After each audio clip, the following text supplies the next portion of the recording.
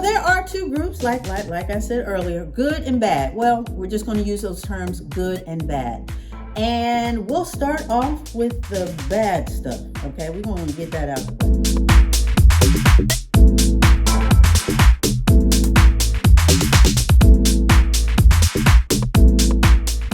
way. Hey guys, welcome back. What's up, subbies? And what's up, newbies? That's anyone checking me out for the first time, second time, maybe not, maybe for the fifth time. We do not count numbers around here. We don't keep track of those things around here. I just want everybody, my subbies and my newbies, to come on in.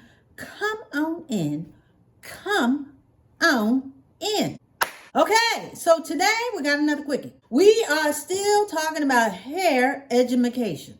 Just getting into the little nitty gritties. So today we are going to talk about good and bad alcohols.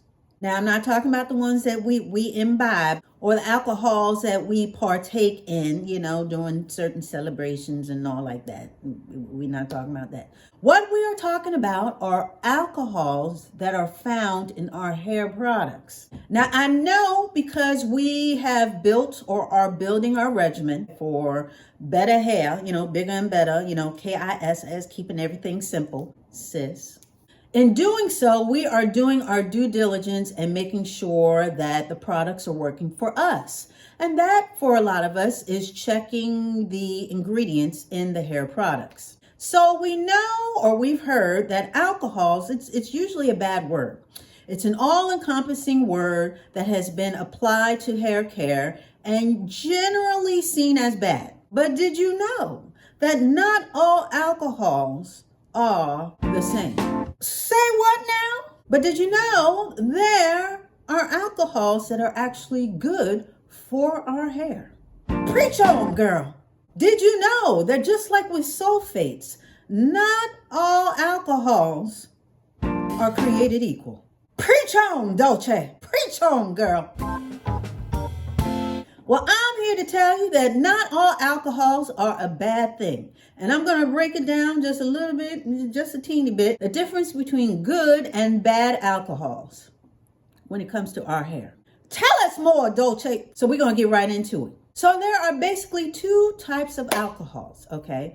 And this is based on their chain, okay? Or the length of their chains. There's a short chain, which is basically the bad alcohols. And the longer chains, or the long chains, which are the good alcohols. So we're going to start off, let's talk a little bit about the bad. The short chain alcohols, they basically have a quickie effect. They're all about wham, bam, and thank you, ma'am. They are called short chain because they are made up of less carbon atoms than the good ones that we'll get to shortly. But they're made up of less carbon atoms. Therefore, they're not as balanced and they have a very quickie effect. So they're usually used in, as most of us are familiar, they're usually used in styling products like hair sprays. And we know with hair sprays, not only are they made up of polymers, but they help to hold the hair and they dry very quickly. Well, this is due to the alcohols or the short chain alcohols that are in these products. Teach on, Dolce. So not only do the alcohols in these products cause a very quick drying effect, but while this product is evaporating, these alcohols grab a hold of the moisture in our hair and basically take the moisture with it, leaving our hair dry and brittle with overuse. The list of alcohols that are very guilty of this and are in this particular chain gang, we have SD alcohol, isopropyl alcohol, which is rubbing alcohol, and ethanol. Now, these are three bad dudes in this particular gang that we do not want to hang out with. So this chain gang, we don't want to be messing with because they're not good for our hair. Now, on the other side of the tracks, as far as chain gangs are concerned, we got the goodies. We got the good ones. We got the long chain gang. Hello. And these particular alcohols are good alcohols. They're the good gang. These alcohols are basically derived from oils and plants, and they're fatty alcohols, and they're smooth operators in that they leave moisture. They have a smoothing effect as far as on the cuticles of our hair. They help to leave a smooth texture to a lot of the products that they're incorporated in, as well as thickening agents. They can help thicken these particular formulas as well. Keep on talking, girl. Unlike the drying alcohols, these particular alcohols are more hydrating due to their higher carbon atom content. We're talking about like in the 20s. So where the bad alcohols, they're sort of like in the 2s and the 3s as far as the carbon atoms. Honey, these fatty alcohols, or the good ones, they all the way up in their 20s somewhere, okay, pretty much. So that leaves it more balanced and therefore more nourishing to our hair. Yes, I said nourishing. So nourishing and hydrating alcohols. So in this regard, alcohol is somewhat of a misnomer. It gives you the wrong impression, but trust me, honey, they are the good ones. This is the good gang. And what are the names of the members of this particular good gang that we're talking about? Well, I'm so glad you asked. We are talking about lauryl alcohol, cetyl, sterol, and cetyl alcohol. They sound like brothers, but they're all related as far as being part of this good gang of alcohols. Now, the most popular of all these particular alcohols from the good gang is the cetyl alcohol. Okay, so word on the street, they have a very good reputation. They're basically the man about town when it comes to alcohols, and found in a lot of products because of its smoothing properties. And it's found in a lot of frizz-free products. So when you see a product that says that it can control frizz and combat dryness, it's usually the cetyl. Word on the street is that cetyl is doing its thing. So he's got quite a reputation. And like I said, he makes his rounds in a lot of these products, these frizz-free products. That's cetyl. He's a smooth operator for sure. I've heard of him.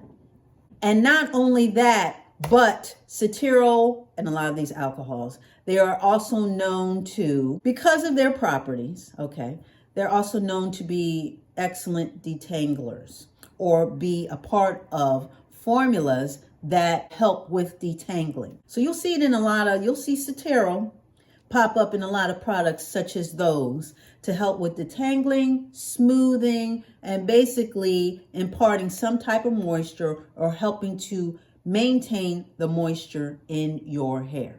So what I'm trying to say is cetyl, he's doing some good works up in this piece, okay? I've heard of him. He good. Yeah, that boy good. Now, crossing back to the tracks of the bad alcohols, I told y'all, for most of y'all who are initiated, I told you about the hairdresser that used rubbing alcohol. Yes, hold on to your bloomers and your britches. Rubbing alcohol on my hair. I was young, and I went to this hairdresser. And what is it about us sitting in hairdressers' chairs and not saying anything when something goes off the track? Now, I know that it's not just me, because I've seen other testimonials where people have been in chairs and it's something about not wanting to say, even though you're paying, you are the client.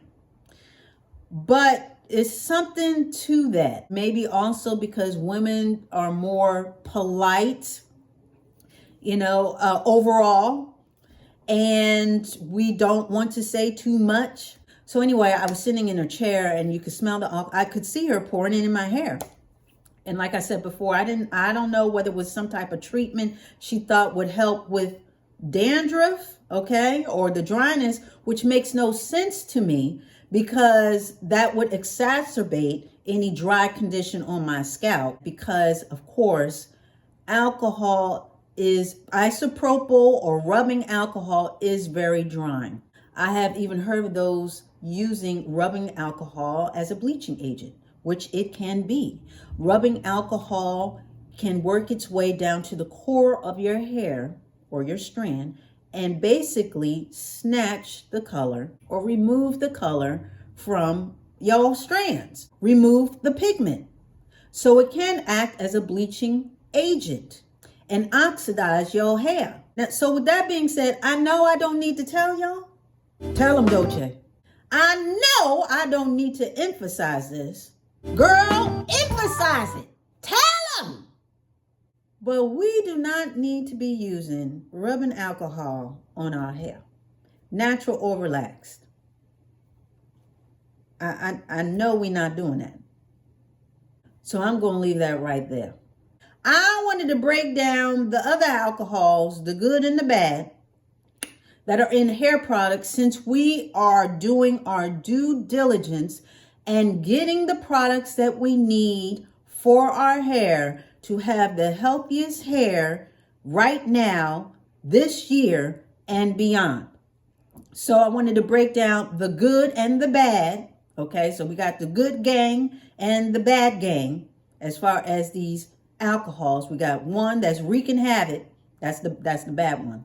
So we got the bad gang that just wreaks havoc all over the place. And then we got the good gang that's basically, doing good things for our hair. So we already know to use hairsprays and hair gels sparingly. We know not to overuse anything with these drying alcohols in it. I know we already know that, so I'm not going to say it again.